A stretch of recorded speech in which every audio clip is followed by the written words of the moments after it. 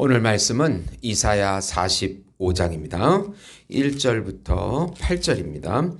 여호와께서 그의 기름 부음을 받은 고레스에게 이같이 말씀하시되 내가 그의 오른손을 붙들고 그 앞에 열국을 항복하게 하며 내가 왕들의 허리를 풀어 그 앞에 문들을 열고 성문들이 닫히지 못하게 하리라. 내가 너보다 앞서가서 험한 곳을 평탄하게 하며 논문을 쳐서 부수며 쇠빗장을 꺾고 내게 흑암 중에 보아와 은밀한 곳에 숨은 재물을 주어 내 이름을 부르는 자가 나 여호와 이스라엘의 하나님인 줄을 내가 알게 하리라. 내가 나의 종 야곱 내가 택한 자 이스라엘 곧 너를 위하여 내 이름을 불러 너는 나를 알지 못하였을지라도 내게 칭호를 주었노라. 나는 여호와라. 나 외에 다른 이가 없나니 나밖에 신이 없느니라. 너는 나를 알지 못하였을지라도 나는 내 띠를 동일 것이요 해 뜨는 곳에서든지 지는 곳에서든지 나밖에 다른 이가 없는 줄을 알게 하리라. 나는 여호와라. 다른 이가 없느니라. 나는 빛도 짓고 어둠도 창조하며 나는 평안도 짓고 환난도 창조하나니 나는 여호와라. 이 모든 일들을 행하는 자니라 하였노라. 아멘. 참 고레스라는 제목으로 은혜를 나누고자 합니다. 사랑하는 성도 여러분, 오늘은 좀 역사 이야기를 좀 해보려고 합니다. 다니엘 시절 때 이제 벨사셀, 그 바벨론의 마지막 왕인데 벨사셀 왕이 이스라엘에서 가져온 그 성전 기명을 가지고 술잔치를 벌였습니다. 그때 벨사셀이 한창 즐기고 있는 때 또 주변 페르시아에서는 이제 바벨론 성을 공격하려고 침투해 오는 상황인데 벨사셀 왕이 웃으면서 잔치를 벌였습니다. 바벨론 성은 거대하기 때문에 물로 둘러싸여 있어가지고 거기를 물을 뚫고 또 성을 뚫고 오기란 어느 나라도 성공한 예가 없었기 때문에 안심하고 있었던 것입니다. 그런 찰나에 벽 가운데 글자가 나타나는데 메네 데겔 우르바실이라는 글자가 나타납니다. 이 글자를 해석해 줄 무당이 없었습니다.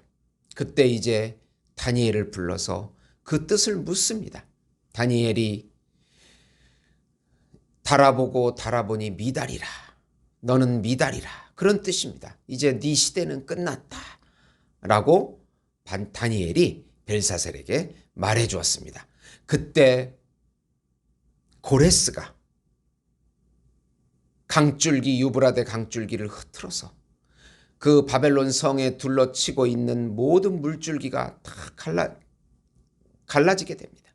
하수도를 통해 가지고 바벨론을 정복하게 되는 일이 일어난 것입니다.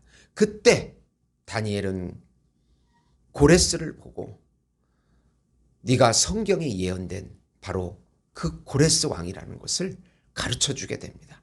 다니엘은 모든 것을 알고 있었습니다.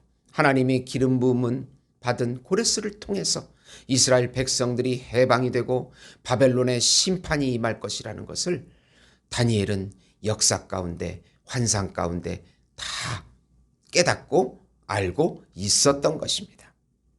만약 우리가 예수님 당시에 예수님을 봤다면 그분이 진짜 하나님의 기름 부음을 받은 메시아인 줄을 알아볼 수 있었을까요? 이건 참 의문입니다. 그가 구약 성경에 예언된 하나님이시고 하나님의 아들이시고 우주적인 왕이시고 우주적인 제사장이시고 우주적인 메시아이시고 우주적인 어린 양이시고 우주적인 참 인간이신 그분이라는 것을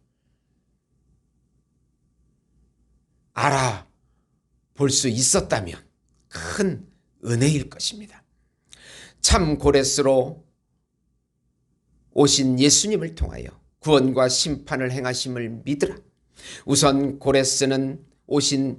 참 고레스로 오신 예수님께서 하나님 나라의 백성들을 구원하심을 믿으라. 하나님께서 고레스에게 기름을 부으셔서 사용하십니다. 그를 높여서 열국이 항복하고 허리를 풀게 만듭니다.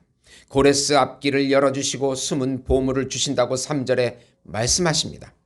고레스에게 칭호를 주어 이스라엘 백성들을 해방시키는 왕이 되게 하십니다. 아수르와 바벨론을 이스라엘 백성을 심판하는 도구로 사용하셨습니다. 그리고 페르시아의 고레스를 이스라엘 백성을 해방시키는 도구로 사용하십니다. 이스라엘 백성과 열방을 주관하시는 하나님은 오직 여호와 하나님이시라고. 나는 여호와라, 나 외에는 다른 이가 없나니 나밖에 신이 없느니라. 5절에 말씀합니다. 그는 빛과 어두움, 평안과 환난 등을 창조하십니다. 구원과 공의를 창조하시는 하나님이십니다. 참고레스로 오신 예수님께서 사단의 세력에서 해방시키셔서 하나님 나라의 백성들을 창조하십니다. 하나님만이 유일한 하나님이시요 창조주시요 구원자시요 역사의 주관자이십니다. 그 당시 모든 열방이 하나님께서 정하신 고레스 왕에게 굴복해야 하듯이 이제 참고레스로 오신 구원자 심판자이신 예수님 앞에 무릎을 꿇어야 살게 되는 것입니다. 두 번째로 고레스를 사용하시는 하나님의 주권을 인정하고 믿으라. 이사야 선지자는 비유를 사용합니다. 진흙이 토기장이에게 나를 왜 이렇게 만들었냐고 따질 수 없습니다. 부모에게 왜 나를 낳았냐고 말할 수 없습니다. 그렇게 역사의 주관자이신 하나님에게 우리가 따질 수 없습니다. 하나님께서 땅과 하늘과 천사와 사람을 창조하셨다고 12절에 말씀합니다. 고레스를 세워서 이스라엘 백성을 해방시킨 것도 하나님의 주권입니다. 모든 열방이 고레스에게 속하게 하십니다. 고레스는 다니엘을 만나서 자신이 하나님이 택한 왕임을 깨닫게 됩니다. 마치 숨어 계시는 하나님 같아 보이지만 역사를 당신 뜻대로 주관하신다고 15절에 말씀하십니다. 우상을 섬기는 자들은 영원한 수욕을 받게 되고 이스라엘 백성은 영원한 구원을 받게 됩니다. 참고레스로 오신 예수님을 세우시고 보내시고 정하신 하나님께 순종해야 합니다. 하나님의 아들이신 예수님께서 우리를 구원하십니다. 우리 인생도 왜 이렇게 되었냐고 따지지 말아야 합니다. 말씀과 영으로 심중을 채우고 하나님 나라를 세워가는 것입니다. 역사의 주관자이시고 내 인생의 주관자이십니다. 토기장이는 하나님이십니다. 우리는 진흙입니다. 하나님의 주권 앞에 우리는 순종할 뿐입니다. 우리를 새 이스라엘로 삼아주시고 참고레스로 오신 예수님을 통하여 하나님 나라의 자녀가 되게 하신 은혜 앞에 감사하며 찬양을 올려야 합니다. 세 번째로 오직 예수님을 통하여 구원을 베푸시는 여호와 하나님을 믿으라. 여호와 하나님은 세상을 창조하시고 당당하게 말씀하시는 분이십니다. 열방의 우상을 섬겼던 자들은 모두 하나님께 다시 나오라고 말씀하십니다. 오직 여호와 하나님 외에 다른 신이 없다고 21절에 말씀하십니다. 모든 열방은 하나님께 나와서 구원을 받으라고 하십니다. 공의로운 여호와 하나님의 말씀 앞에 모든 이들이 순종하고 그에게 맹세합니다. 여호와 하나님께서 이스라엘의 백성들을 의롭다고 하십니다. 하나님께서 정하신 아들 예수님을 통하여 구원을 성취하십니다. 오직 예수님께 찬송과 영광과 존귀를 올려드립시다. 요한복음 5장 19절에서 20절에 보시면 그러므로 예수께서 그들에게 이르시되 내가 진실로 진실로 너희에게 이르노니 아들이 아버지께서 하시는 일을 보지 않고는 아무것도 스스로 할 수 없나니 아버지께서 행하시는 그것을 아들도 그와 같이 행하느니라.